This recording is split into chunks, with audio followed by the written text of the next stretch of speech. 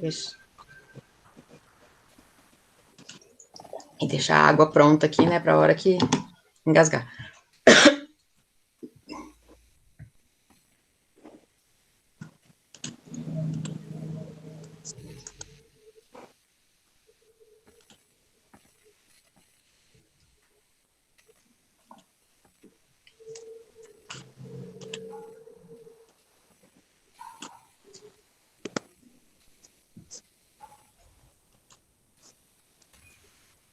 Bom, vamos lá, gente.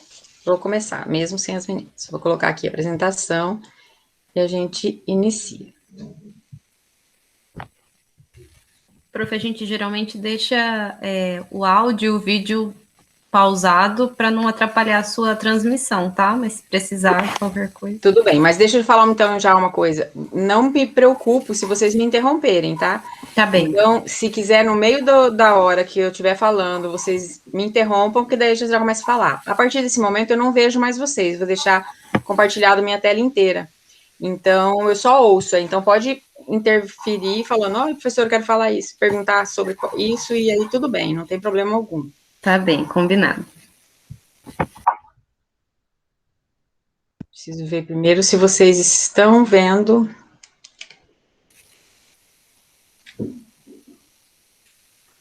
O slide. Tem só que aumentar a tela. Tá. Ele não entrou, então, como tela inteira, ele entrou como uma janela. Peraí, eu vou sair de novo.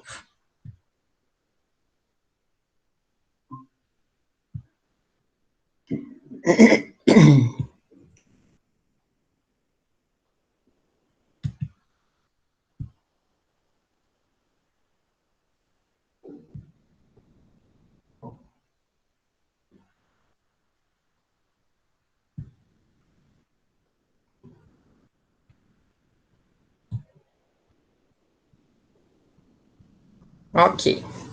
Acho que assim agora eu visualizo melhor. Bom, hoje era para que eu falasse com vocês sobre os aspectos fisiopatológicos e a terapia nutricional na caquexia cardíaca, né? Bem trava-língua também, né? A gente já inicia assim. Eu sou a professora Paula, então um pouquinho de mim para que vocês me conheçam, já que eu não conheço vocês, né? Eu sou professora da Universidade Católica Dom Bosco, já faz alguns anos.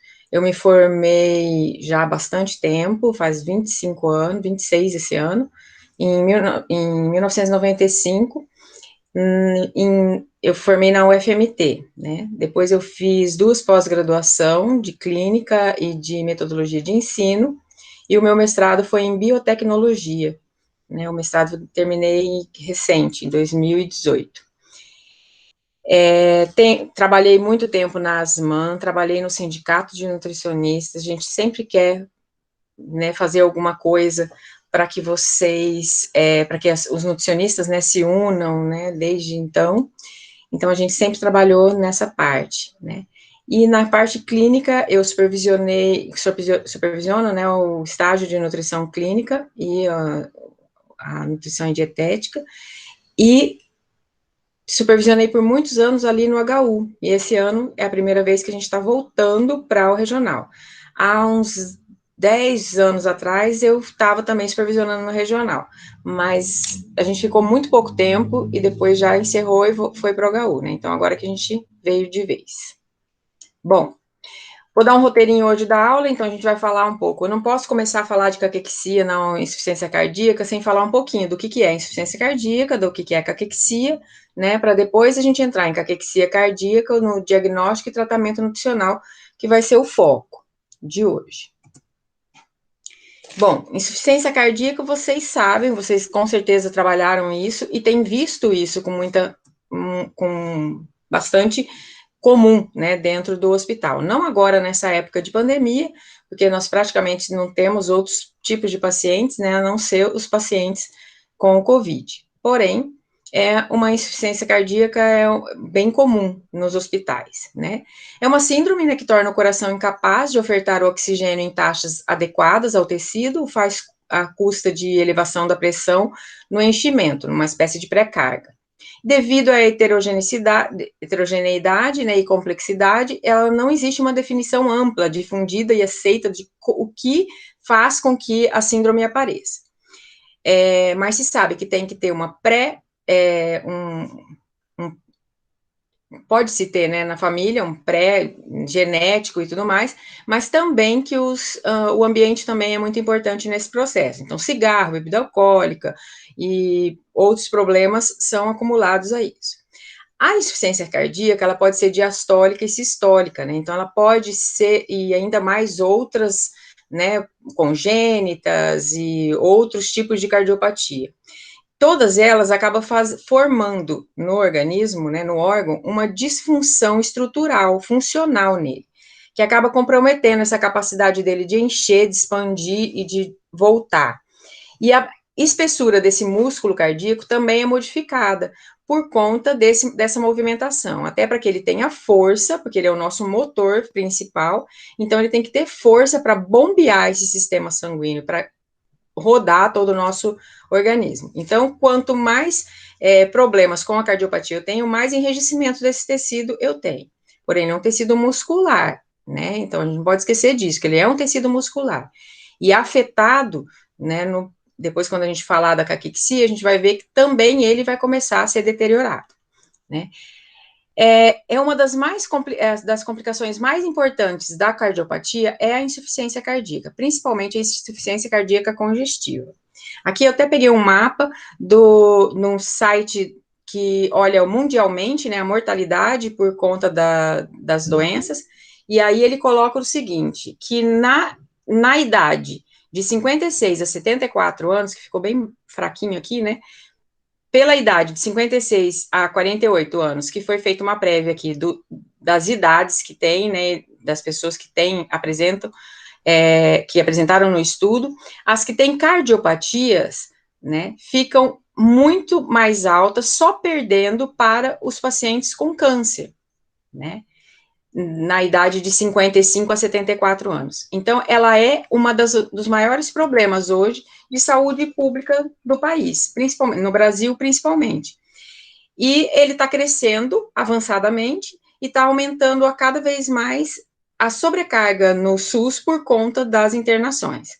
É a primeira causa de internação em paciente maior de 60 anos, né, no hospital, é a causa de insuficiências cardíacas, né, e a situação final da maioria das patologias, como diabetes, hipertensão e tudo mais, é a insuficiência cardíaca, porque ela vai degradando os órgãos e acaba degradando também, acaba sufocando o batimento cardíaco, né, propiciando, né, uma piora das batidas do coração e acaba fazendo a síndrome.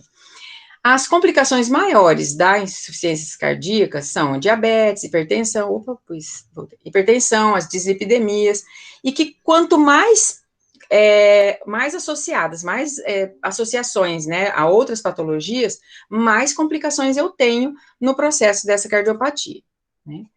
Então, quando a gente fala de insuficiência cardíaca no Brasil, as principais são a isquemia do miocárdio, hipertensão arterial sistêmica, cardiomiopatia dilatada, as doenças de Chagas e doença valvular, que são as mais comuns e as que mais interferem nesse processo.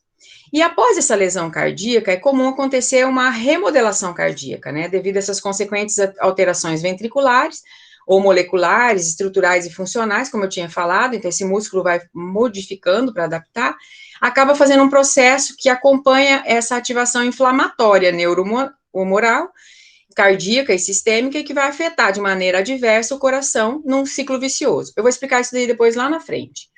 Nas últimas décadas, acabou tornando bem claro que essas mudanças patológicas vão envolver não apenas o sistema cardiovascular, mas todos os sistemas em geral, danificando os mais próximos dele. Então, ela começa com o sistema renal, depois neuroendócrino, o imunológico, hematológico, gastrointestinal, músculo esquelético, bem como todo o estado nutricional desse paciente, né? E a ocorrência da caquexia cardíaca acaba sendo uma prevalência nos pacientes com insuficiência cardíaca, principalmente os que têm processo de internação, e acaba interferindo na sobrevida desse paciente. E aí vem o que era a caquexia, né, que embora a gente saiba que a caquexia é uma perda maior, né, tipo assim, inclusive a palavra vem do grego, que é má condição, né, então caxiex, má condição, então ele está numa má condição. Então, ela é uma síndrome que ela é multifatorial, causada pelo balanço negativo da energia e do nitrogênio, que vai resultar na perda de peso. E essa perda de peso não necessariamente é a perda do tecido gorduroso. A maioria das vezes é a perda do tecido proteico, né, e até o muscular esquelético, né. Essa perda de peso, entretanto, ela acaba sendo diferente porque ela também impende, diferente daquela vista na simples privação de alimento, que é composta principalmente pela perda do tecido adiposo, enquanto o tecido magro fica relativamente disponível. Nela, não, nenhum tecido fica totalmente disponível, e ela também não é só por conta da ingesta. Então, mesmo que eu consiga suportar, né, colocar uma dieta plena para ele, ele ainda assim aumenta o catabolismo proteico e vai fazer uma degradação. Bom, a síndrome, ela acaba se tornando um definhamento severo. Clinicamente, ela pode ser vista em várias doenças, como o câncer, inclusive ela começou a ser estudada mais profundamente no câncer, né, e na artrite reumatoide, depois na AIDS, mas hoje em dia ela também acontece na insuficiência cardíaca congestiva e com muita frequência, né. E aí, o que diferencia, então, essa caquexia normal da caquexia cardíaca? O que diferencia uma da outra é que a cardíaca, ela vem originada dos problemas cardíacos, né? Então, é uma síndrome de uma caquexia cardíaca associada com uma insuficiência cardíaca congestiva crônica, mas ela tem sido identificada desde Hipócrates lá, quando, no relato de Whitner, em 1785, ele forneceu uma descrição mais ou menos assim, nos relatos, né? Sua face era pálida, seu pulso era rápido e fraco, o seu corpo era amplamente emagrecido, exceto sua barriga, que estava muito grande. Provavelmente ele estava demasiado, né? E aí, então, a gente encontra na literatura a definição de que caquexia é uma condição patológica prevalente em pacientes com insuficiência cardíaca associada e tem sido um marcador de gravidade. Isso é pontuado em todos os estudos. Quando você começa a estudar caquexia cardíaca, ele fala assim, olha, quando o paciente com insuficiência cardíaca apresenta a caquexia, é um marcador de gravidade importantíssimo, ou seja, a gravidade daquele paciente começa a ser muito maior, mais aumentada do que ele só com a insuficiência cardíaca, né? E acaba associando isso à morbimortalidade, porque se ela vai estar ligada à gravidade, ela vai ter uma complicação maior e um risco de retorno muito pequeno, né? E ela independe de condições clínicas variáveis, como peso, altura, idade, ela independe, ou melhor, peso ela interfere, mas a idade, né, e a função do ICC, ela é relativa, né? E aí, como que eu faço um diagnóstico? Se lá, desde, né, 1785, se falava da caquexia, por que nunca se entrou num consenso de qual que era estabelecido para ser o diagnóstico? Bom, o consenso acabou acontecendo em Washington em 2006 e acabou definido o seguinte: a perda não intencional de mais de 5% do peso corporal em 12 meses já era o suficiente para caracterizar caquexia cardíaca. Ou quando ela tem um IMC menor ou igual a 20 quilos, né, por metro quadrado, associado a 2 critérios desses que a gente tem aqui apontado. Então, se ele tiver menos do que os 5% de perda de peso naqueles 12 meses, porém, junto, ele tem um IMC de 20, uma fadiga, um processo de anorexia, baixa pressão manual, perda de força muscular, alterações biológicas, bioquímicas, com marcadores bioquímicos bem característicos, há uma perda ou uma perda involuntária já acima de 6%. Então, eu já começo a considerá-lo que ele pode ser um problema, vai evoluindo para caquexia.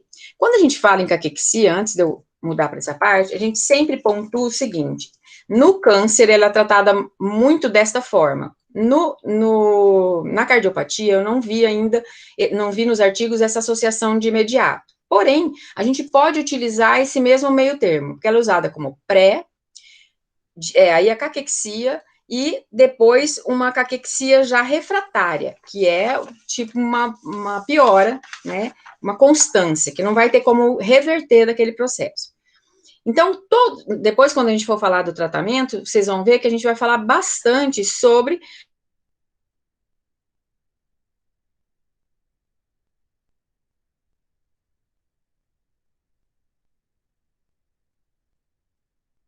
o paciente que de fazer um processo de desnutrição não evolua para a desnutrição, eu consigo ter uma resposta melhor.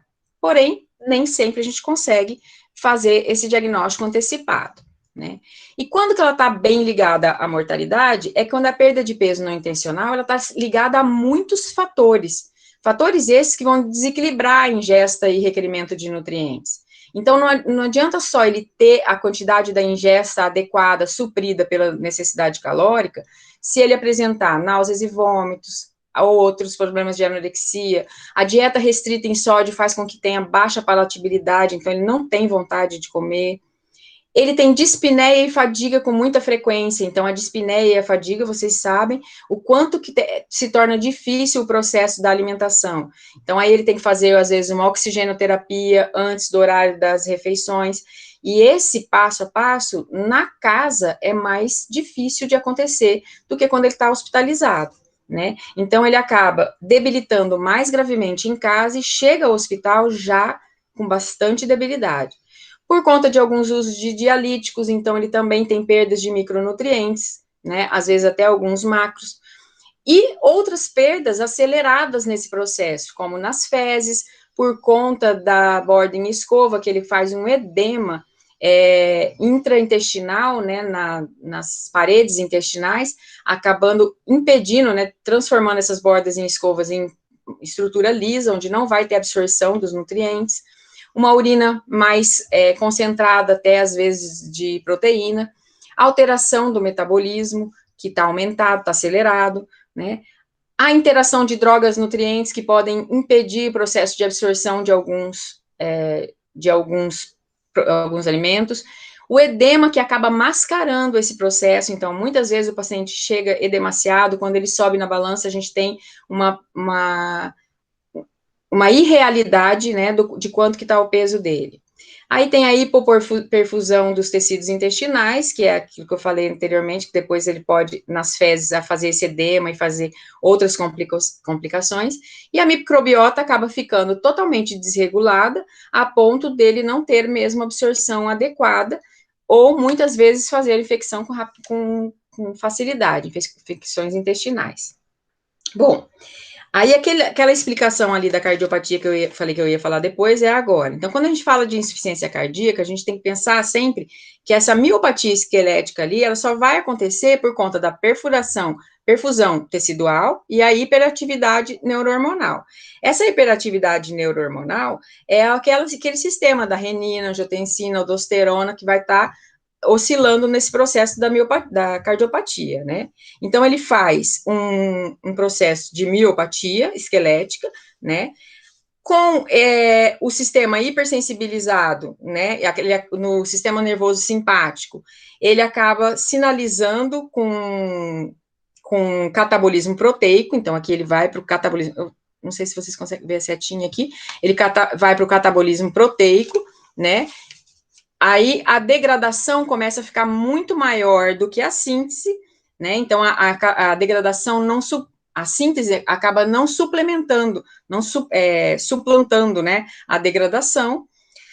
Nesse momento, ele aumenta a perda de massa muscular significativamente, substituindo algumas fibras musculares por fibras glicolíticas, que são menos resistentes.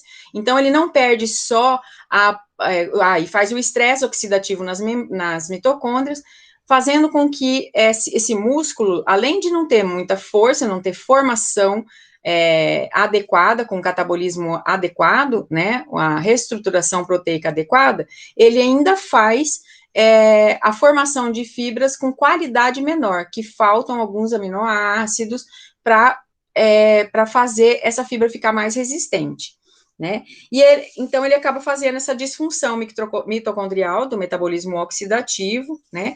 E acaba virando um ciclo vicioso. E aí ele tem menos tolerância ao exercício e que vai degradando, né? Aumentando diminuindo a qualidade de vida. Então tudo isso vai circulando e vai rodando para voltar cada vez mais. Então, por exemplo, o processo inflamatório, onde aumenta a TFN1, que é o fator tumoral, e também aumenta a isoleucina, não é isoleucina, daqui a pouco eu lembro o nome para vocês, interleucina, o fator interleucina, que são marcadores pontuais, 2 marcadores pontuais no processo de degradação catabólica, então ele não consegue recuperar esse processo mesmo com uma ingestão aumentada, né? Bom, acho que eu já tinha escrito tudo aqui, que era para não perder. Fiquei com muita preocupação de não perder muita fala, porque tem muito artigo que fala sobre isso, embora tenham poucos artigos novos, mais recentes, sobre caquexia cardíaca, né? Sendo assim, então, a caquexia ela acaba envolvendo principalmente a redução dessa massa corporal magra, metabolicamente ativa, tornando a forma mais grave que o paciente já que o paciente entra, na maioria das vezes, já desnutrido, né? O hipercatabolismo, ele acontece principalmente porque o metabolismo está aumentado, com o metabolismo aumentado e o aumento das interleucinas e tudo mais, faz uma hiperventilação, aumenta a febre, aumenta a circulação periférica e do sistema nervoso simpático, que vai ter um gasto calórico ainda maior. Então, juntamente com a falta de atividade física, só vai acelerar o processo de perda de massa magra. Então, o paciente só vai complicar, porque a primeira gordura que ele começa a perder, nesse momento, não é o substrato da massa gorda que está ali na reserva, que ele poderia utilizar. Ele começa utilizando já de massa magra, porque ele está querendo fazer reestruturação proteica. E essas evidências de que essas citoquinas, né, são os principais fatores da patogênia da caquexia. O fator necrose tumoral e a interleucina 1 são 2 citoquinas super importantes nesse processo, que são mediadores, né? São os mediadores inflamatórios que vão piorar todo esse processo. E esse fator de necrose tumoral, ele vai induzir a formação de óxido nítrico, e este pode ser um mecanismo do qual a citoquina acaba exercendo um efeito no miocárdio, onde o óxido nítrico atua como um mediador da vasodilatação e vai ser responsável, às vezes, por inopróprios e conopróprios negativos, perdendo a força e a capacidade de batimento e tudo mais. Eu falei a mesma coisa nesses próximos 2 slides, eu relato a mesma coisa, mas na forma mais organizada para vocês entenderem. Então, ele tem a disfunção de bomba cárdica, né, e a redução do débito cardíaco. Com isso, ele tem um descongestionamento, né, a inflamação sistêmica leve. A inflamação sistêmica leve vai acabar elevando ele para um estado catabólico e um desequilíbrio autonômico. O estado catabólico vai causar deficiência de alguns hormônios, como testosteronas, DHEA, a resistência à insulina, também o GH e o aumento da produção de cortisol. Todo esse estado catabólico vai fazer eu gastar mais proteína, né? O desequilíbrio autonômico também, quando aumenta o tônus do simpático e a retirada vagal, eu também aumento, e aumento da manutenção da contrição periférica, né? E aí eu vou levar a miopatia esquelética, que foi depois da onde eu falei. Quando eu levo a miopatia esquelética, eu falo de tudo aquilo que eu repito, né? Aquilo que eu disse antes, das modificações estruturais, dos desajustes metabólicos, dos desajustes funcionais e das modificações autonômicas, né? Então, o que eu tenho de perda quando eu tenho essa miopatia esquelética significativa? Eu tenho perda da massa muscular, eu tenho atrofia da fibra muscular, e principalmente, lembra que o coração é um músculo, então ele também acaba perdendo fibra muscular, e ele vai ficando mais, vai tendo que exigir mais força para o batimento cardíaco, coisa que não acontece. Vai aumentando, então, fadiga, aí aquela pessoa que às vezes já é um cardiopata, tá na casa, na residência, então ele tá diminuindo as funções dia a dia, porém, ele não vai para um hospital, ele não faz um acompanhamento adequado, a ponto de incentivá-lo a fazer atividade física. Quando a gente fala em caquexia cardíaca, vai existir o tratamento medicamentoso e tudo mais, que eu vou falar adiante, e outros tratamentos, mas a associação da atividade física com a alimentação é imprescindível, porque sem o músculo fazer a movimentação, eu não tenho nele uma melhora dessa estrutura muscular. E se ele não consegue fazer a melhora da estrutura muscular, eu não consigo fazer as reservas de glicogênio que deveria ter, né, e que começam a ficar mais falhas nesse processo, né?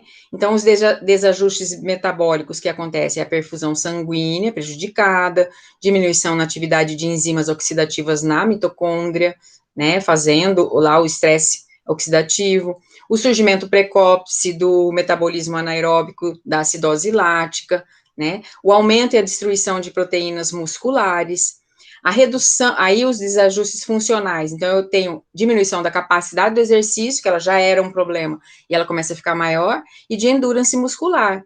Quando eu aumento essa fatigabilidade do paciente, quanto mais ele ficar prostrado, deitado, né, e sem movimentação, menos eu consigo suplementar com alimentação a resposta do organismo, né, para que ele tenha uma resposta imediata. Então, por isso que a gente fala que quando eu descubro, quando eu percebo que esse paciente já entrou num espaço de desnutrição cardíaca, eu tenho já que intervir o mais rápido possível para que ele não entre no processo de caquexia, que depois que ele entrar, o retorno fica mais difícil, né? E nas modificações autonômicas é a ativação excessiva de ergoreceptores, né, e que vai causar a hiperventilação. Então, quando eu falo em tratamento, não tem jeito de desassociar. Inclusive, a maior parte dos artigos recentes é a combinação da fisioterapia no processo da caquexia cardíaca. E aí eles um pouco falam da alimentação, mas o treinamento físico é indissociável, tem que ter ali, inclusive quando o paciente está internado no hospital, aí entra com aspecto de fisioterapia, mas com a movimentação para depois virar um treinamento físico. Ele não pode ser só fisioterapêutico, né? E aí, como que a gente faz para melhorar esse processo a ponto de não ter problemas com relação a isso? Se eu disse que é importante a gente identificar a desnutrição, a primeira coisa que eu penso enquanto avaliação nutricional é fazer uma triagem desse risco. Então, a triagem desse risco vai ser como?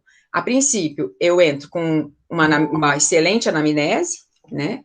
Eu entro com um processo de eventual de fazer uma anamnese bem elaborada. Começo com uma avaliação antropométrica quando isso é possível. Se não for possível diretamente, que eu faça por aproximação, né, por ajuste. O estado clínico, então, como que ele está no estado clínico, tanto da insuficiência cardíaca quanto do processo da desnutrição. Os exames que vão estar marcando, os exames bioquímicos que vão estar marcando, que são de maneiras mais fidedignas, né, que vão dar também esse resultado, então, PCR, para ver se já está aumentado, a albumina, que mais dos exames? Até anotei aqui alguns, os hemogramas completos, né, exame da função hepática, da função renal, porque lembra que se a evolução da insuficiência cardíaca é a degradação dos outros órgãos, eu tenho que levar isso em conta na hora da avaliação nutricional, porque se ele for um marcador bioquímico já importante, eu já tenho que intensificar no processo de suplementação dessa nutrição, né? E aí também a avaliação da ingesta, né, que hoje já é muito valorizada essa avaliação de ingesta, porque às vezes eu consigo ter uma melhora desse paciente com o cuidado de se ele está ingerindo aquilo que é devido, né, para diminuir, né, para suplantar, né, essa síntese proteica que ele está fazendo em grande quantidade, tá? Então, isso é muito importante. Até aqui, vocês estão entendendo o que eu estou falando? Lembra que eu não estou vendo vocês, então eu preciso de que vocês me falem se está tudo ok. Se vocês estão recebendo tudo ok. O silêncio vai me dizer que não. Sim, tudo certo. Então, tá bom, o silêncio está me dizendo que não, então eu vou continuar. Bom, dos tratamentos nutricionais, o que a gente encontra na literatura atualmente? Bom, como eu disse, não tem muitos que falam explicitamente dos tratamentos nutricionais. Porém, os poucos que falam dão conotações programadas, e isso é uma coisa bem importante. Então, quando eu achei na literatura, dizia o seguinte, que de 30 a 35 quilocalorias por dia por quilo de peso. Só que daí, outros 2 artigos bem pequenos e de menos pessoas, eles citavam o seguinte, que com 32 gramas 32 calorias por quilo de peso, dava uma melhora significativa para este paciente e não causava um aumento excessivo. Porque a 35 gramas por quilo de peso, ele já fazia um aumento de catecolaminas, aumento da insulina, que aumentava o estresse oxidativo e aumentava o processo catabólico, né? Então, por esse perfil, o que eu pensei? É melhor que a gente tenha como base, então, 32 quilocalorias por quilo dia, embora a literatura te dê essa melhora. E aí eu penso que talvez a gente consiga entrar num processo não ainda de caquexia com os 35, e não quando já deu a caquexia, para que ele não faça mais estresse oxidativo. Aí eu posso entrar com suplementos proteicos, que, lógico, vão diminuir os marcadores inflamatórios e melhorar o peso. Entre eles, depois eu vou até mostrar um artiguinho interessante da isoleucina, que tem dado bastante resultado, né, de suporte no tratamento. O sódio, por conta da restrição, que é muito severa, de 0,5 a 2 gramas quilo dia, 2 gramas dia, eles tendem a fazer uma dificuldade muito grande da aceitabilidade da dieta. Então, nas literaturas, ele mostra o seguinte, que se o paciente ainda não está em estado de desnutrição, é bom a gente trocar a dieta por dietas DASH, as dietas do Mediterrâneo, para que ele tenha uma proporção melhor e uma aceitabilidade maior por conta do uso de azeites e tudo mais, e o uso de muitas ervas, né, para melhorar a qualidade nutricional, a qualidade desse alimento com um sabor diferenciado, porque a inapetência deles inicia no processo do sódio, quando eles não têm um apetite muito bom, e ainda a gente tira uma quantidade significativa do sódio, não, às vezes, muitas vezes, né, não faz aquela reorganização de pôr uma ervinha, melhorar um pouquinho, né, melhorar o sabor daquilo, ele perde essa vontade de se alimentar, e isso só vai agravar todo o processo, né. Bom, tem também as vitaminas e minerais que precisa ser avaliado constantemente.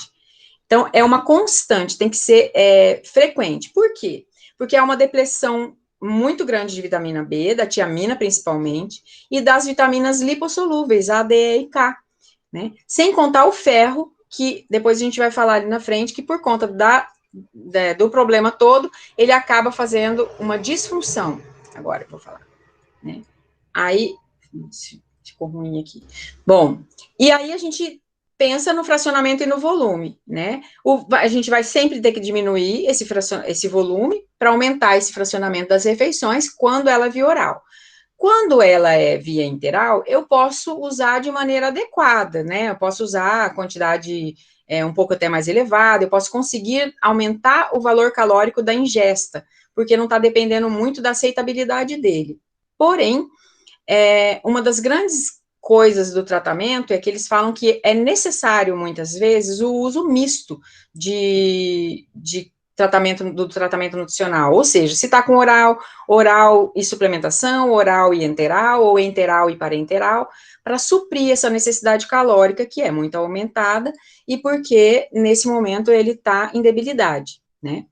Outro cuidado que a gente tem que ter com esse paciente é o cuidado da translocação bacteriana. Lembra que eu falei do edema intestinal, da perda da borda em escova? Então, ele começa a ter um problema intestinal de má absorção.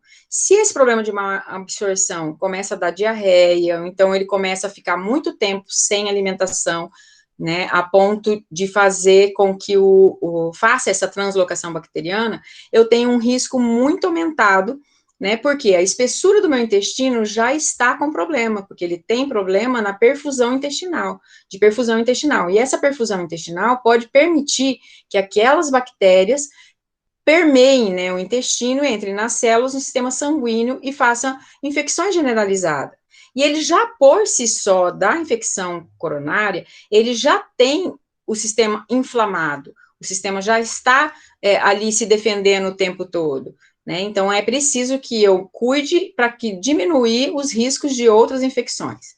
Nesse momento, aí eu posso pensar na microbiota e até numa modulação intestinal, do uso de pré e probiótico, que é o diferente do tratamento da caquexia no câncer, porque hoje em dia, com novos estudos, que na caquexia cancerígena, o uso de pré e probióticos durante o tratamento de câncer, ele acaba alimentando mais o câncer do que o indivíduo.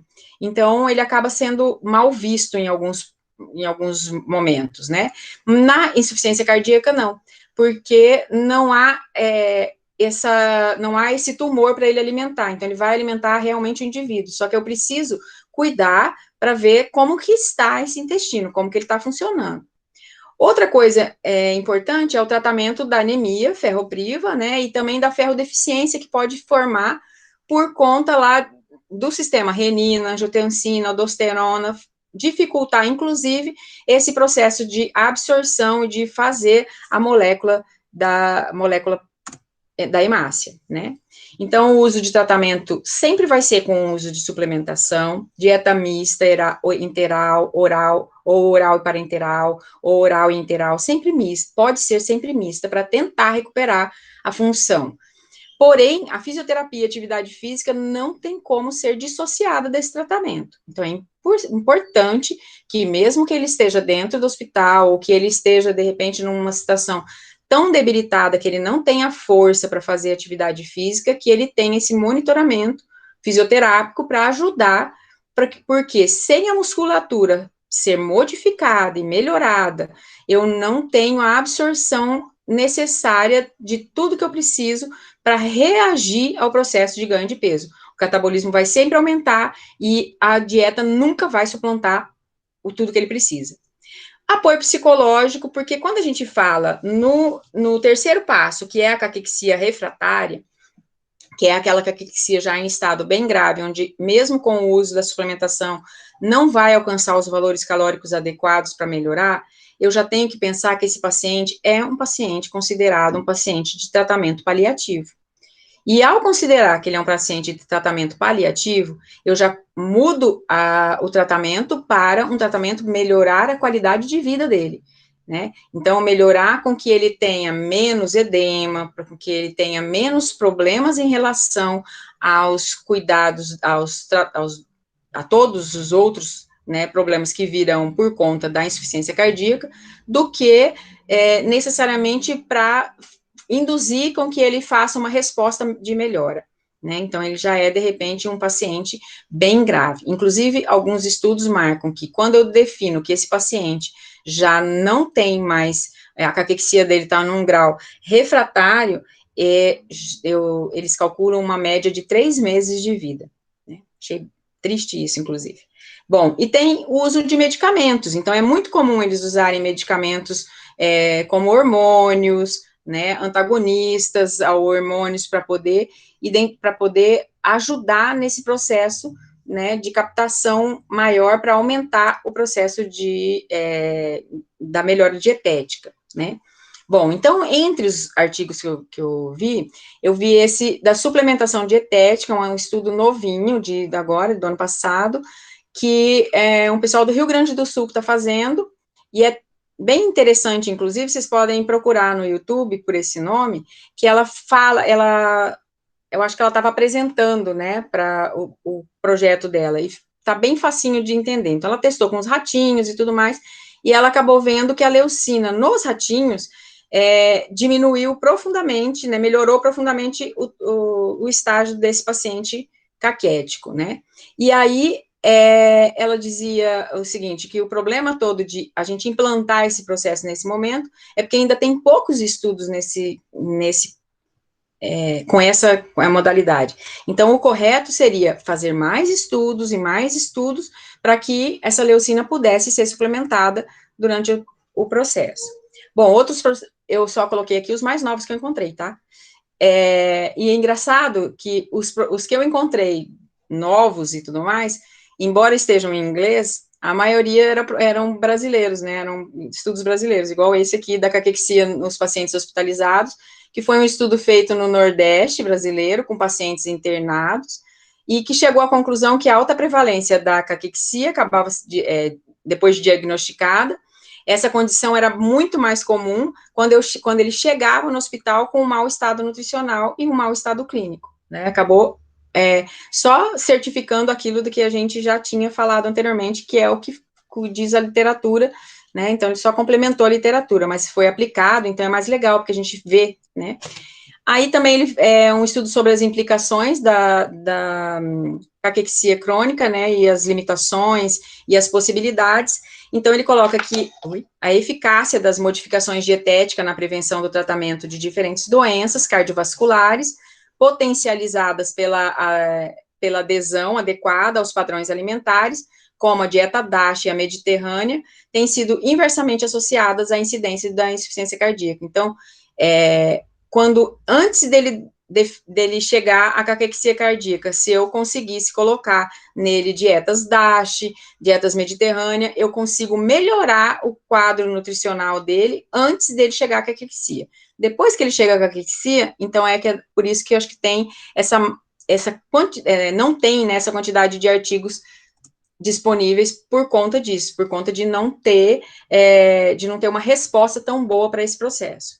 Bom, dos novos fármacos, né, então as perspectivas para o tratamento no futuro da caquexia, né, os novos fármacos que estão sendo utilizados são bem importantes e são bem falados, que é o que eles têm utilizados, que são o uso de agentes imunomoduladores, antagonistas do fator da necrose tumoral, que é aquele que lá na frente a gente tinha falado, né, que é o fator de necrose tumoral e interleucinas, né, como também as estatinas e o metotrexato.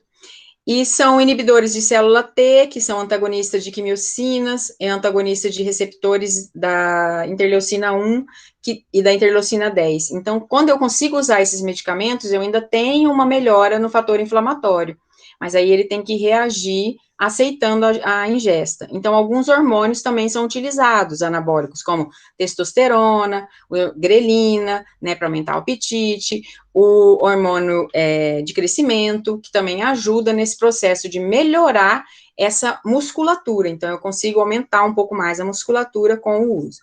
Mas o que ficou bem claro é que a triagem precoce, com a identificação dessa perda de peso, vai ser muito melhor do que o tratamento todo, com os danos, né? E que o uso de suplementação com a prática de fisioterapia ou atividade física sempre vai ser necessário para diminuir os danos.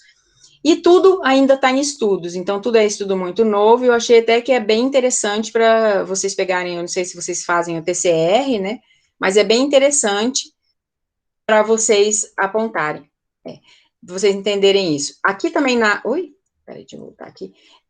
Essa Okoshi e Okoshi Matsubara, que são dois Okoshis, inclusive, é um grupo do Rio Grande do Sul que também atua, pelo jeito, muito bem nessa área, que eles têm bastante artigos sobre caquexia cardíaca, né? Então, esses são mais, não são tão atuais, mas tem bastante e são bem interessantes, porque parece que eles estão trabalhando nisso faz muito tempo. Bom, muito obrigada a todos. O meu telefone está aqui, junto com o meu e-mail, para quando vocês tiverem interesse. Mesmo assim, as nutricionistas aí do hospital têm meu contato e podem passar para vocês meu contato sempre que vocês precisarem. Agora, eu abro para que vocês façam perguntas que tenham interesse, e estou aberta aqui para que vocês falem. Agora eu vou ver vocês. Olha aqui. Oi, Ale, você está aqui também, que bom. Muito interessante a aula, prof. Acho que não ficou nenhuma dúvida. Infelizmente, agora é tudo Covid, né? Não sei se na UCO a gente vai ter a oportunidade de encontrar, de ver esses pacientes. Mas achei bem interessante a aula, artigos bem novos, bem legal. Obrigada, Carolina. Não tem outras perguntas disso? Outra, Carol. Gente, como tem Carol lá? Ô, Carol, como é que você dá conta das Carol? Pois é, né? Um monte. Um Zuma é monte. sobrenome para diferenciar. Só tem o sobrenome que diferencia, mas é um tanto de Carol. Mas Eu não obrigada, tô te ouvindo, Carol. Obrigada, É para professora. provar que o nome é bonito. Ah, é verdade, não tenha dúvida. Vai, pode falar, Carolina. Deixa eu ver o sobrenome é difícil, gente. Aí fica difícil. Kindleman. Eu gostei muito da aula, mas como a Carol falou, né? A gente está na expectativa de conseguir atuar nessa área, né, de cardio, que a gente acha bem interessante. Vamos ver se daqui a alguns meses a gente possa conseguir, né, Carol?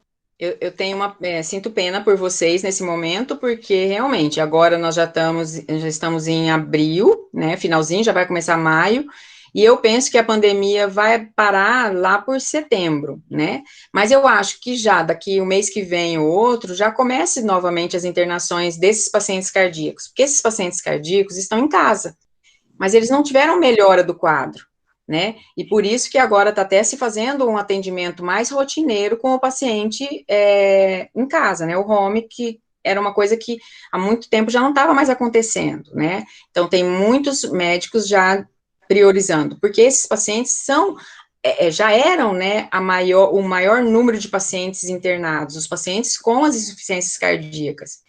Então, é aí e eles são pacientes que são recidivos, né? Você interna, ele melhora, depois ele vai embora, e ele piora, ele volta, né? São pacientes idosos, o perfil, e aí as meninas podem até argumentar junto comigo, porque elas estão mais ligadas ao perfil lá de dentro, mas assim, são pacientes bem comuns, né, na internação, então é muita internação desses pacientes, e que nesse momento não está acontecendo, por conta do Covid, mas eles não estão melhorando em casa, muito pelo contrário. Eu acho que quando eles vierem de volta, eles vão retornar bem mais desnutridos e com outros agravos.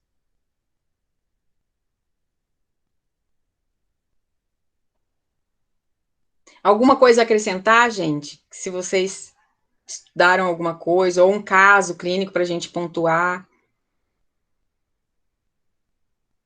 Vocês chegaram a pegar esse ano passado? Esses casos de insuficiência cardíaca? Quando eu, particularmente a minha clínica, eu passei lá no 6º andar, a gente era voltado muito mais para onco. Na Entendi. residência a gente não passa na cardio, a gente passa na unidade coronariana, né? Entendi. Mas quando a gente passou no 6º andar, eu tive um pouco desse contato, mas eu não lembro de nenhum dos casos específicos, porque a gente olhava mais esse lado da oncologia. Eu particularmente, né, olhava mais esse lado da oncologia. E você viu que coisa mais interessante, porque a caquexia também acontece na oncologia, inclusive quando se falava em caquexia, em paciente caquético, no meu tempo, né, que é muito tempo atrás, quando se falava em caquexia, só se associava ao câncer.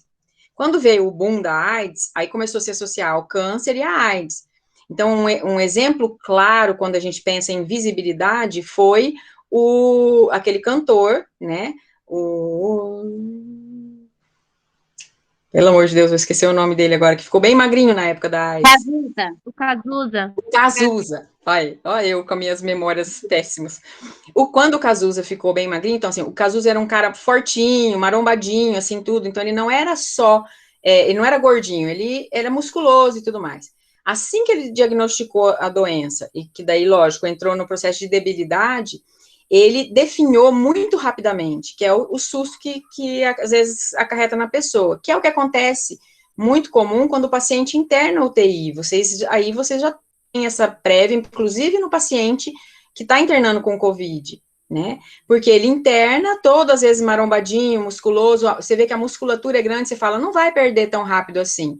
E parece que o início do processo já inicia com o processo de perda proteica, ao invés de iniciar com aquela perda de massa gordurosa, né? E essa perda proteica, se ela fosse só perder proteína para depois eu recuperar nutricionalmente e voltar, beleza, estava tudo ok. O problema é que ela causa todo um problema hormonal e inflamatório dentro do meu organismo, que o retorno dessa massa magra começa a ser mais difícil de todo o processo, de toda parte do processo, né? Então, hoje, pode ser que todas as situações críticas possam evoluir para uma caquexia. E isso a gente agora tem que ficar atento. Inclusive, como a COVID não é uma coisa muito estudada, assim, está sendo muito estudada agora, mas não era uma coisa tão nova, e a gente tem visto essa debilidade no paciente pós-COVID, que é aquele paciente que, de repente, ele ficou uma semana na UTI, e quando ele volta, ele não é capaz de se levantar, porque ele perdeu toda a força muscular que ele tinha, né? E por que ele perdeu só a força muscular? Porque acabou agindo nesse processo de catabolismo, ou seja, ele também faz uma resposta inflamatória severa e que acaba danificando a formação do tecido, né? Do tecido esquelético, do tecido muscular geral, né? E isso vai agravar todo o processo. E os meus, tem alguma pergunta? Eu não tenho, prof. Isso que eu vou falar, eu não sei vocês, mas eu falo assim que na sala de aula a gente parece sessão espírita, a gente começa assim, você tá aí? Quem tá aí? Responde, oi, oi, para ver se alguém abre a janelinha e fala, oi, gente, tô aqui. Bom, meninos, estou aqui à disposição. Alguma pergunta? Senão a gente vai encerrar. Bom, eu agradeço, né, ter sido convidada para vir dar essa aula. Agradeço por vocês prestarem atenção, que eu gosto muito disso, é uma coisa que eu gosto muito de fazer. E, como disse, estou à disposição, tanto pelo celular, e-mail e tudo mais, quando vocês precisarem, é só entrar em contato comigo, tá bom? Nós que agradecemos, Paula, pela sua disponibilidade de ensinar as meninas aí, né? E a gente também, que a gente estava assistindo aqui. Ah, que bom. Obrigada Então, pela aula, prof. Foi ótimo. tá bom, então, gente. Obrigada, então. Fiquem com Deus, continuem se cuidando, e amanhã eu tô aí no hospital com vocês. Tá bom? Tchau, Se Deus quiser, eu tchau. não tenho nada. Beijos, então. Beijo, Tchau.